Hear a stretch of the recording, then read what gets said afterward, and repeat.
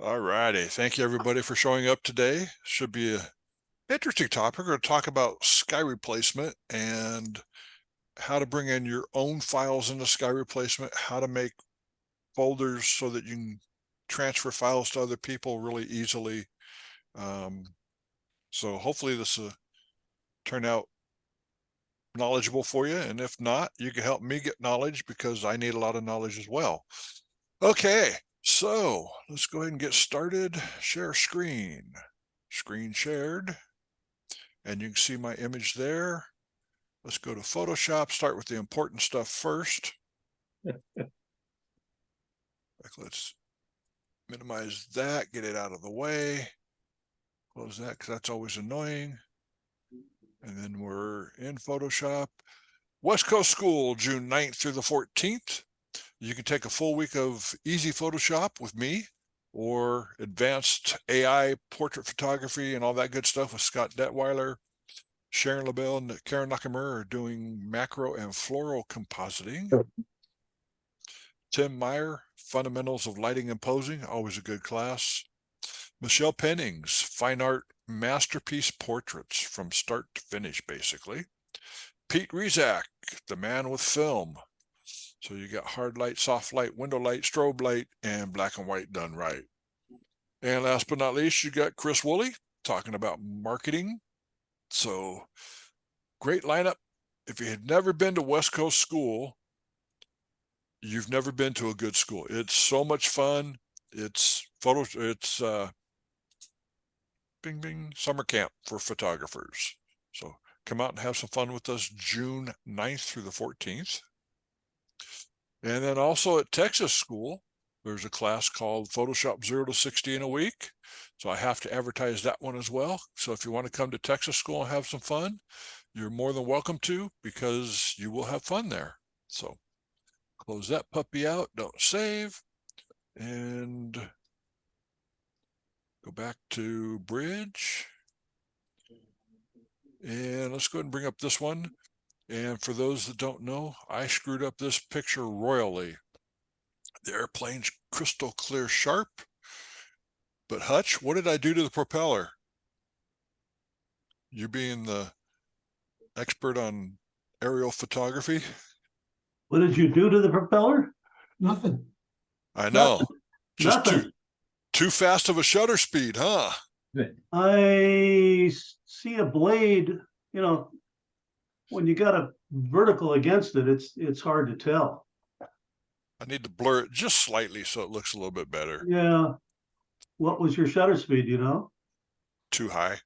I just photographed a jet just before it and I didn't bring it back down. I've done that many times. Great air show.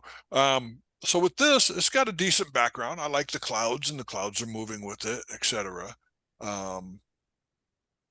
But I also want to make it more really cool. I need to add some coolness to it. So I'm going to go to Edit, down to Sky Replacement. So it's Edit, Sky Replacement. Click on Sky Replacement. And the last one that you use is always the last one to pop up. So I'll wait for that to kick in. And that's kind of an interesting background for that.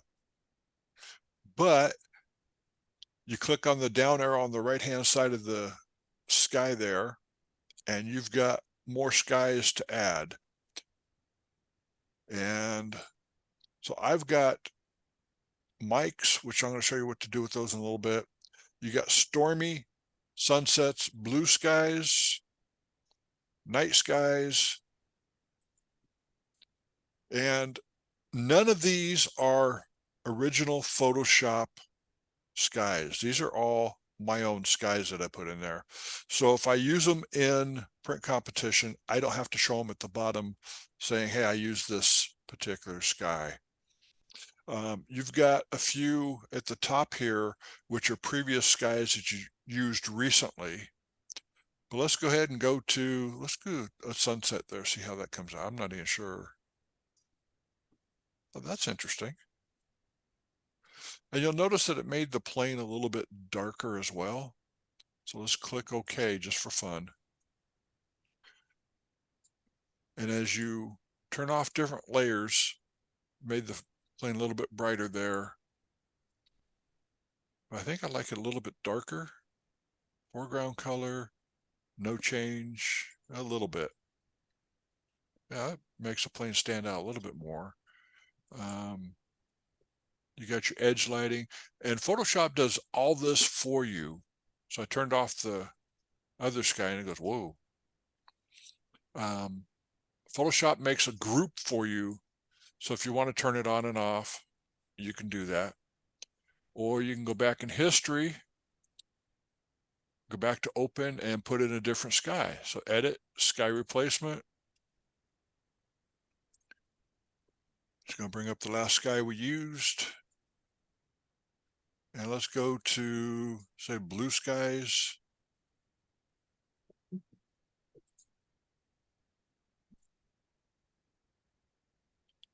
And again, you can see that it's changing skies across here for your last ones you've used. So if you don't like it, just keep on going. And one of the cool things about Idaho is we get some wicked cool skies up here, a lot of clouds, which when I lived on the Central Coast, it was all, the only clouds we got were pretty much overcast clouds. And so we got a whole lot of extra here. And it's like, oh, that's pretty cool. I can live with that. So click OK. And if you want to add anything or change anything, you can go into the group here, turn the layers on and off. You can go in and, like, on this mask right here, you can see it's not 100% mask there. So I'll go B for brush, and I'll just kind of paint over to bring the airplane out a little bit more. So if I turn off the mask, didn't cut it out, cut it out. So Mike, it's, what can you do to bring that cockpit out? Because it's hidden behind that cloud there. I could try masking it, see what happens. It brings out a little bit there. And let's go to there and mask that, but it turns this background sky that you have. Whoops. X. It turns the background sky in there. So I don't know that you really do a whole lot to it. That's not too bad, I guess. Just go in and paint with your masking tool and mask what you want to keep, and then hit X to paint more back in. And I'm using my mouse instead of a Wacom tablet, so, and a too large a brush. Hit X to go back to my other color.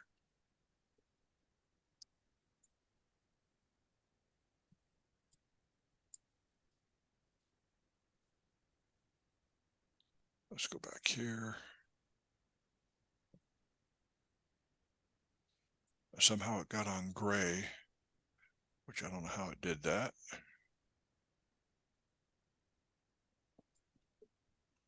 But you can mask it out how you want to keep it. You could probably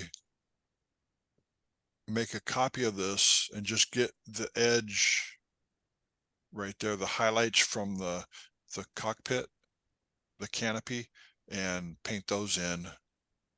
So you have that and leave the blue sky that's there because it doesn't match very well,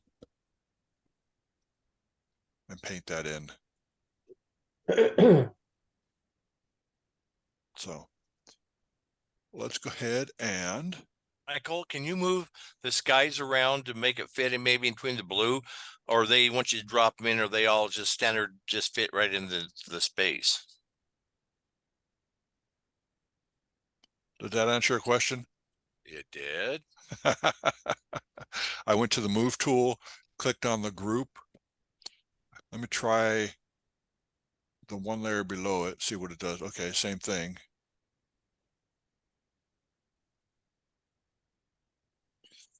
So I could move it down to where when I brush in the blue behind it, that it looks normal, or semi-normal anyway.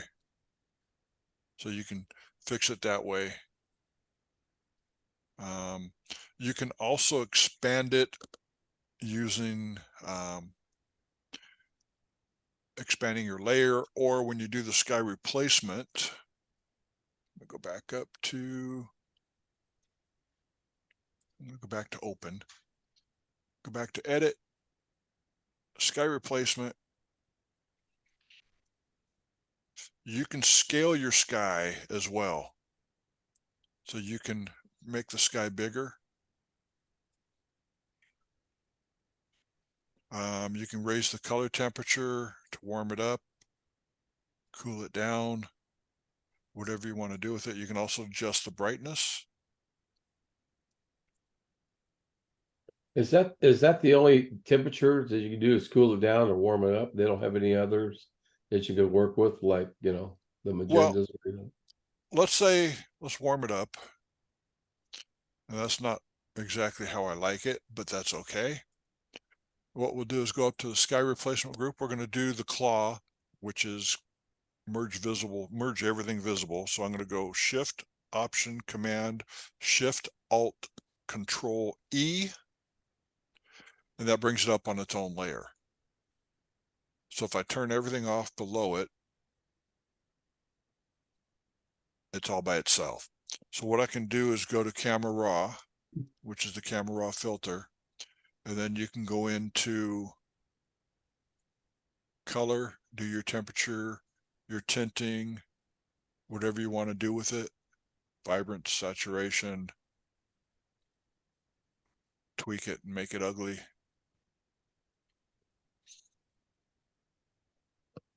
So there's all kinds of things you can do to make it gooder. You can take your custom white balance. Here's a white cloud. Click on that, brings it back to normal.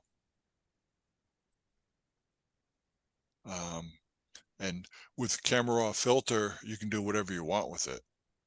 They've got a new thing out there which is called Lens Blur, which I haven't played with very much yet, so I'm not going to talk about it till I'm got a clue what I'm talking about.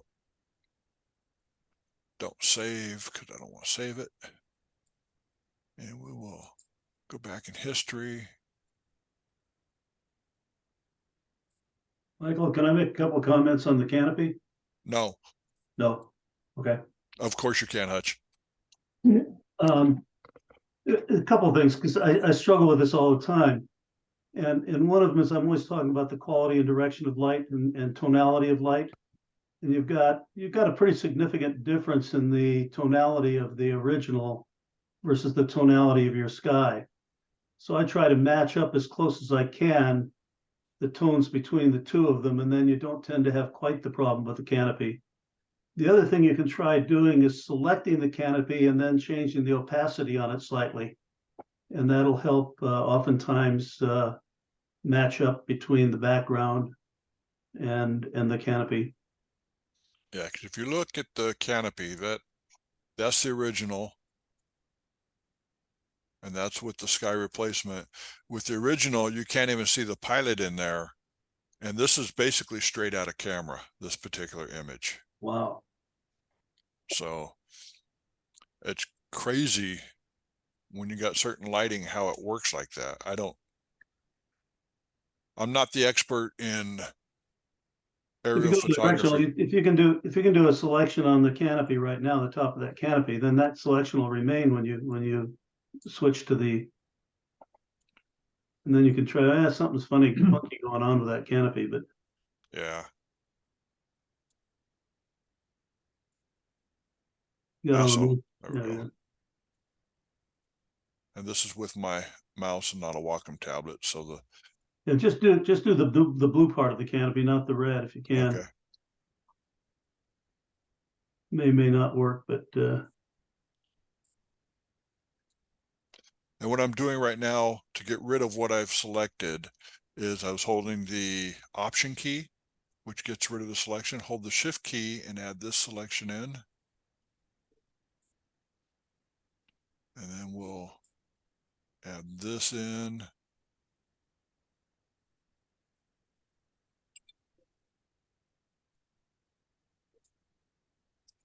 And now we Now have bring this- back your other sky.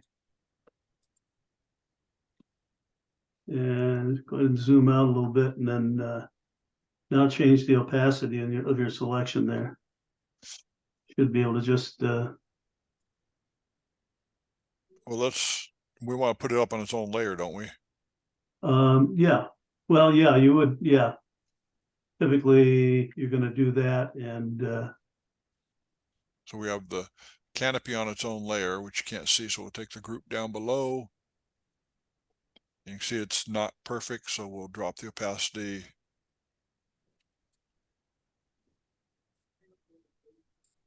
now the sky's starting to show through a little bit Yeah. better. Yep. Yeah, it Perfect. was Thank you, Hutch. something to try. Definitely. Okay, so let's go ahead and go back to the beginning again. So history, just click on the first thing. I'm going to go to edit sky replacement.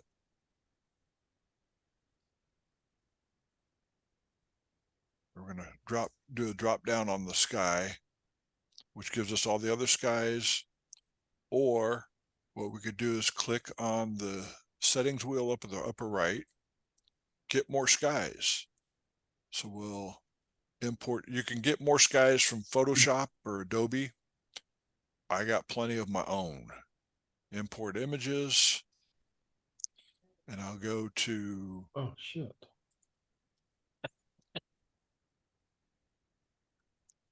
photos, stock photos, go to clouds, clowns, computers, cowboys. Where's my clouds at? There it is. I don't have an answer for that. And so if I wanted to add, say, this particular image, you can see that it's a raw file. If I add it to these, it's going to come in as a raw file. So I bring it in as raw. Takes a lot longer to bring it in. It's huge. But when you go to use it, it's exactly as it is. It treats it like a JPEG. What was that first step again to put them in there? Is that little plus sign in the bottom?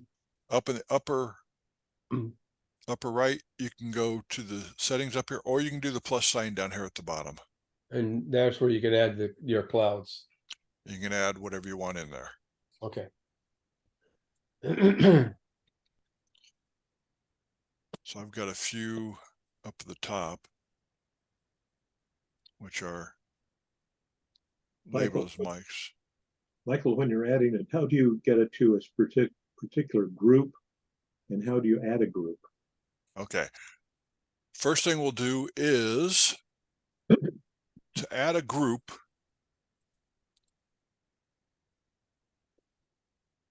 That's not going to work there. Hang on. Click on the new folder. Go away.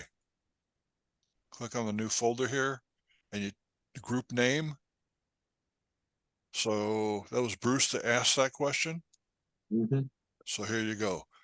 New group name, Bruce. All right. And up here we have the Bruce folder. Hmm. So I want to add some files to that.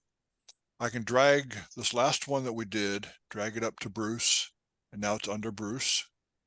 Or we can go up here, either here, the plus sign or the settings up there, and say Boise River and Capital. And we'll add those two in. I have Bruce selected and opened, so it should, if everything goes right and makes me look intelligent, it should add it into Bruce's file.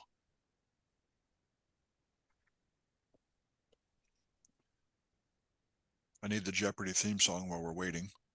Da, da, da, da, da, da, da. Is there a max that you can put in there on the folders or in the images that you can put in, or is there a maximum? In the early stages, you could put in one file at a time. I don't think there's a maximum. If there is, I think it might be 1,000, but I'm not sure. They've been improving it all the time. So it's in Bruce's. And now we have, oh, that looked Pretty cool. I'll turn that to black and white and have me a perfect image. So now we have Bruce, and well, I'm tired of Bruce. Say goodbye, Bruce.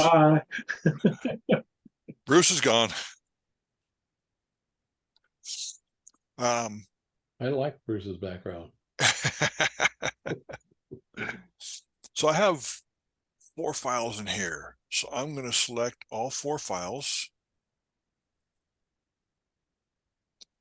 And I'm going to go to the wheel up at the top, the settings wheel.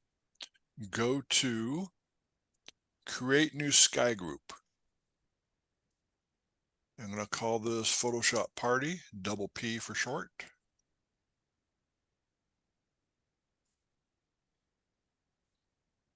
And if I want to export selected skies, it creates an untitled sky preset. So we'll call it Mike's. And it goes .sky. So you know that's a sky preset. And I'm going to save it. I'm going to save it to my desktop so I know where to find it. Hopefully all the pictures are in there.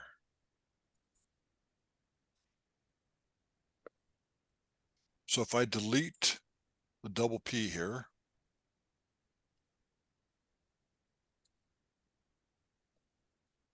and go back, and then we'll go add it in. So get a new sky group. So I clicked on the settings wheel, get a new sky group. Let's create a new one.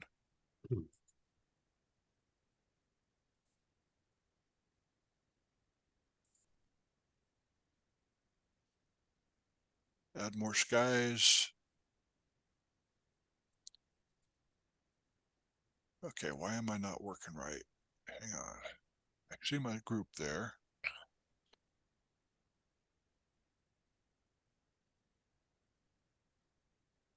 Right click, import presets, I think. Sky group, double click on it. And now I have Mike's presets, double P, and there it is, 4 skies that we had. So if you want to send skies to somebody, what you do is you create a group .sky, a sky group, and then you can send it all around the nation and make money on it. Lots and lots of money.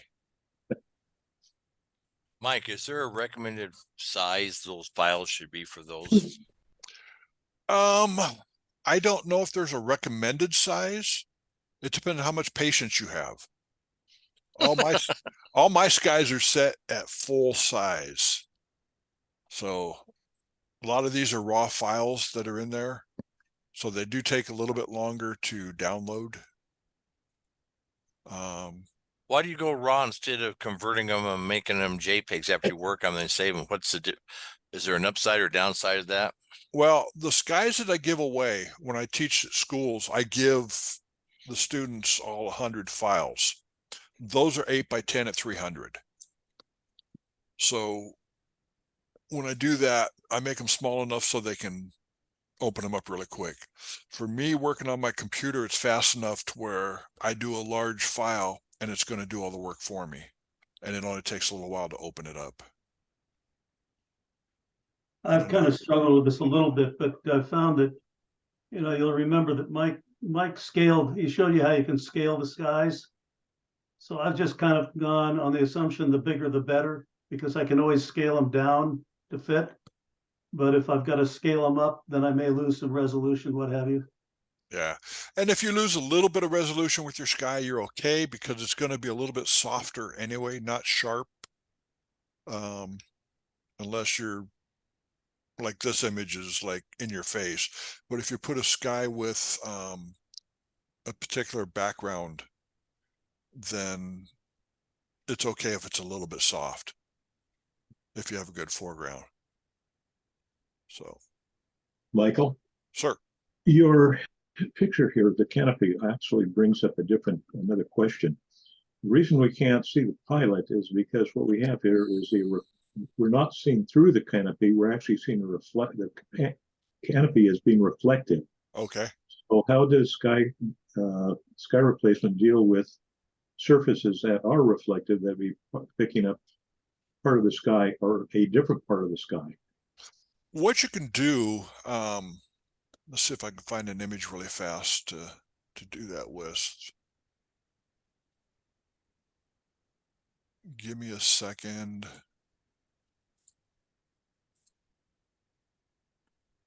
I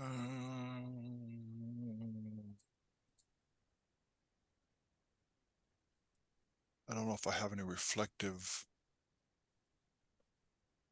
You know, honestly, before Photoshop came out with sky replacement, I used to do this manually by hand, and it was just almost impossible to do canopies and that kind of thing. And in most cases, as long as you get, again, that tonality of the sky about the same as your image, I'm just amazed at how good a job it does. I mean, you rarely have to fuss much with it. It's astounding. crazy. Yeah, I don't have that in there, so. Keepers.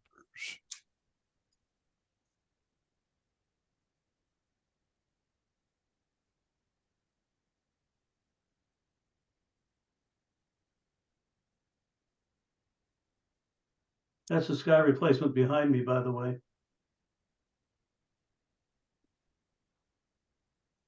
Okay, so let's say I wanted to change the sky on this one. We'll go to edit,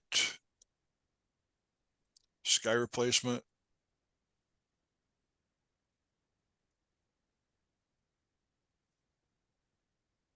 And I haven't done this in a while, but we'll see what happens. See how fast I can pull it off.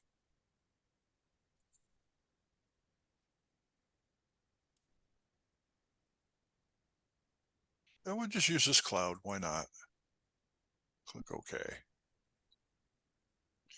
So we have our cloud behind here, stormy, but it doesn't look stormy on the water here. What you can do is copy this group, drag it down, plus sign. So now we have two. We'll take this layer and we will do a Command or Control T, right click.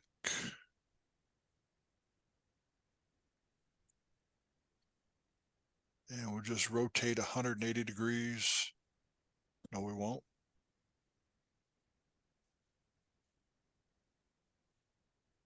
Flip vertical.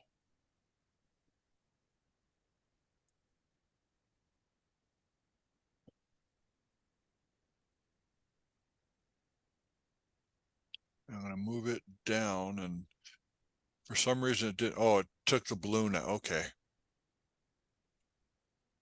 So what I'll do is I'll fill that with white. And then fade the opacity down.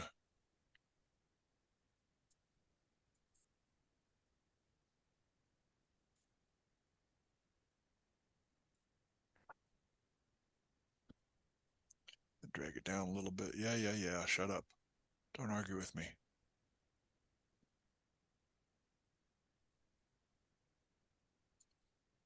And then you put your cloud down there. We're going to take the opacity and drop it. So it's just a little bit of a reflection there.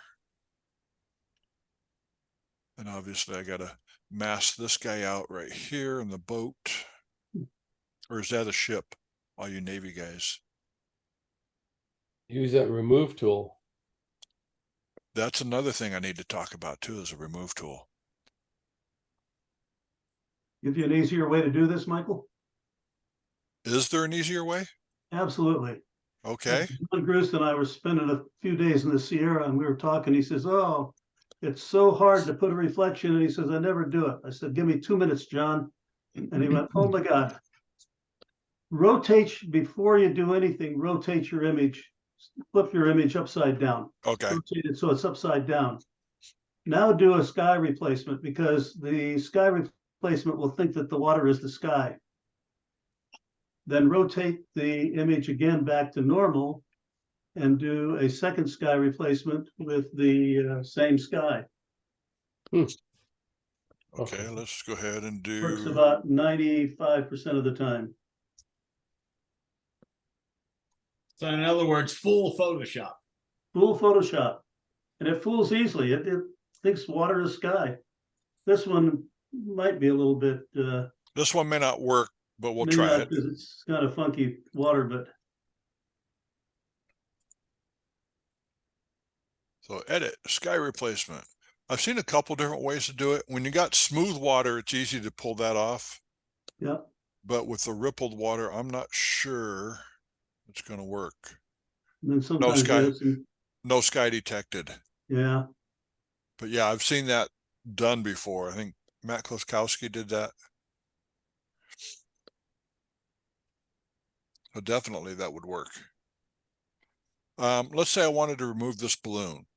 So I'll go to my remove tool, which is over in my J settings. I just hit the letter J. If you do this, and when you do the remove, it changes it to red, which a lot of people are having trouble with the new 2024 doing that. I don't know if it's gonna, yeah, it should work on this layer. Come on. Come on.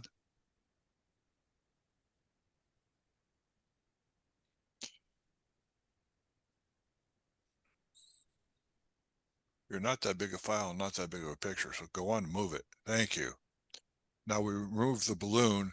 If it goes to, when you do that and it changes it to red and not doing the remove, go to your preferences down to image processing. Right here is remove tool processing. Your default is set to faster. Click on more stable. It will slow it down a little bit, but it gets rid of that red. So if you have that problem, there's your answer right there.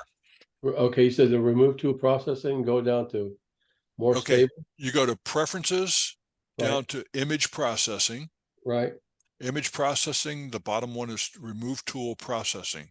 okay, Change it from faster to more stable. gotcha. While you're there, change your default for select subject processing from device, which is your default, down to iCloud to cloud. It takes longer, but you find when you do a select subject that it does a much, much, much better job. This will not take effect. This particular one, remove tool processing, will not take effect until you restart Photoshop. So if you make a change like faster and then click OK, nothing happened. But when I restart Photoshop, it'll go back to where I had it. So I'm going to leave it at more stable just so it works. Because I had a problem. I started doing the remove tool and everything turned red. I'm going, that's not right. And I made a settings change and it said, oh, you don't like that? Well, let's make it yellow. That didn't work either. So, but the remove tool is so amazing. In fact, one of the things you can do with the remove tool, you don't have to paint this guy out. Just take a circle around and it fills it in for you. No, I didn't know that. Now you know. You just saved a lot of painting time. Yeah. Been there, done that. And at And my then- age, I need to save all the time I can. Ain't that the truth? Hey, Mike, when I was setting up my Photoshop, I had some third-party plugins. I had to set my Photoshop to, what's it called, Rosetta. So then my remove tool is not, it cannot work until I get out of Rosetta. Really? Yeah. kind of bite you in the back once in a while. Are you on a Mac or PC? A Mac. My third-party plugins, Oh, I had to go to Rosetta settings, and then if I want to go back to getting the remove tool, I have to get out of Rosetta. I don't know how bad I want those third-party settings. Which ones are is it Nick? No, it's oh my God, Topaz. Topaz, okay. A specific a specific I think it was, I'm guessing now. I just was wondering if it was masking AI. Okay. I could be wrong, but it was one of those AI softwares that would not install properly into Photoshop 24 until I turned on Rosetta.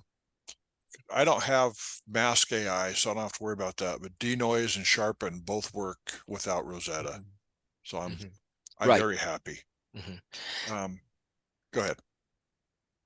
No, I had a big problem because the people from Topaz were going over and over, and they said try turning on to Rosetta, and it worked. So I said okay. I was doing a lot of masking also too. Yeah, that makes it crazy. Mm-hmm. But whoops. Let's try zooming. So this tool is super powerful. I mean, this is the remove tool.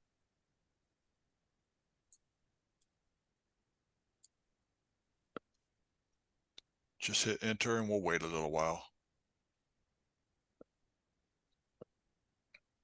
But when you got judges complaining about people in your pictures, so you use this, then you can't use it in print comp because you've used AI software to fix things.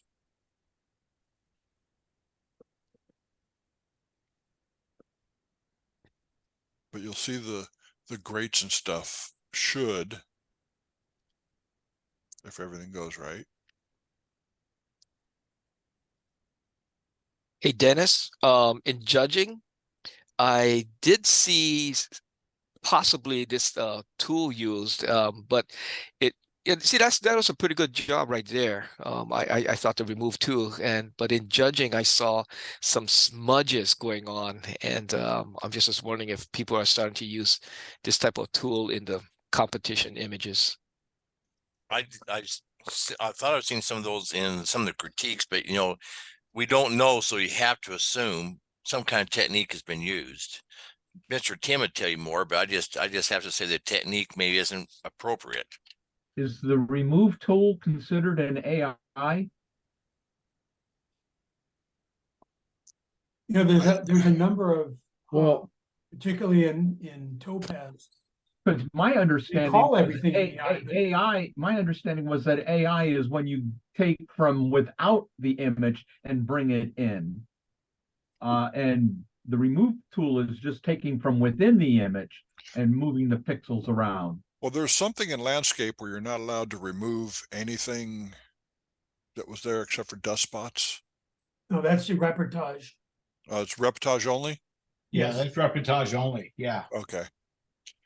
Like if I want to take this out, I go generative fill. Generative fill is AI. Right. So But if you use the remove tool, would that be because you're using pixels within the image? and you're kind of doing the same with generative AI as well. So I don't know. When we just did some recent judging, they told us that on some of the landscapes, we fought them, they said we couldn't do any thing like dust spots, and it was said, well, maybe the judges should just clean your sensors. Well, we're out in the freaking field. It's pretty hard to clean your sensor. And I took offense to that, and I go, there's just problems with that. We go out in the field. It's hard to get done. And he goes, well, as long as it's not obvious. And he goes, but you just can't be moving signs and posts. And then again, he goes, we'll just take 2 steps to the left and take a shot. Well, there might be a freaking cliff there. I'm sorry. I get a little cranky, and I'm sure Tim understands where I'm coming from. We've been taking signs out, moving around. When it was electronic imaging, we used to take telephone poles and wires out. That was based on the skill that we had with our software. But now they're telling us we can't do that in landscape, natural. What, Yeah. I'm a little confused on the remove tool. They said you can't use it for landscape or something like that, but isn't the clone tool the same thing? You're You working with can't the same use pixels, clone. moving things around? Dodge and burn and maybe the clone for dust spots, but nothing else. You can't remove signs, sticks, garbage, and that is something else. And I go, well, sometimes you can't go out there in a bare field and get a bottle out of the way. This is all because of the World Cup. I know. Sounds to me like it's time to start shooting slide film and sending slides in. There Well, you now go. they're also requesting if they have questions, they want the raw file. That's raw a file. good reason not to enter image comps. Yeah, you know what they're gonna do? They're gonna shut it down. Okay. It's just gonna shut it down. So we've gone over sky replacement, done a little bit of remove tool. Any other questions out there before I turn off the recording? Is this only in Photoshop 2024? The remove tool is in 2023. The generative fill is in The sky 2024. replacement? Sky replacement goes back about 2 or 3 years. So we've had Yeah, it for it's some been time. around for a while. It's been there for a while. Well, you didn't have it in Photoshop for a while, but I used Skylum forever and doing things like that. So I used Luminar for sky Yeah. replacement, and I thought you did a better job most of the time.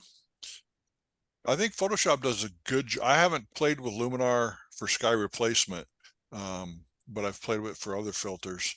I think Photoshop does a good job, especially with trees and very refined areas. It does a very good job with it.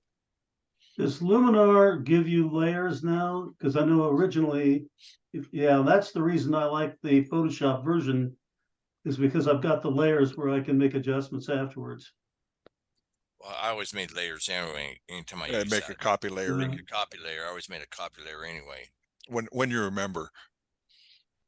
If Well, once you you're start like working me, on something, Michael, you'll remember. the third time around, you remember. Yeah. Oops. Yeah, I've kind of What- done that before.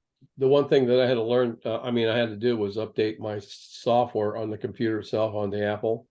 Didn't realize I was 2 years or two behind, and the remove tool didn't work. What it did, it kept coming up with it. When you could go ahead and paint it in, but when it finished, it turned red. It was a red spot. That's where we do the correction in preferences. Right. When you go into image processing and make remove tool processing more Mhm. stable, Mhm. that fixes it right there. Okay. Well, I called Adobe on it, and then they couldn't figure it out, and then finally said, well, hold, what's your updates like on your system? I went like, okay. Once we got that straightened out, that was fine, but I didn't know about the preference on this, so it'd be easier Yeah. to do that, so. Definitely. Because Okay. I guess this update on my OS system is the highest I can go with this particular computer. So Yeah, I'm yeah, SOL. yeah. So Interesting. all right, let me shut down the recording so we can talk freely.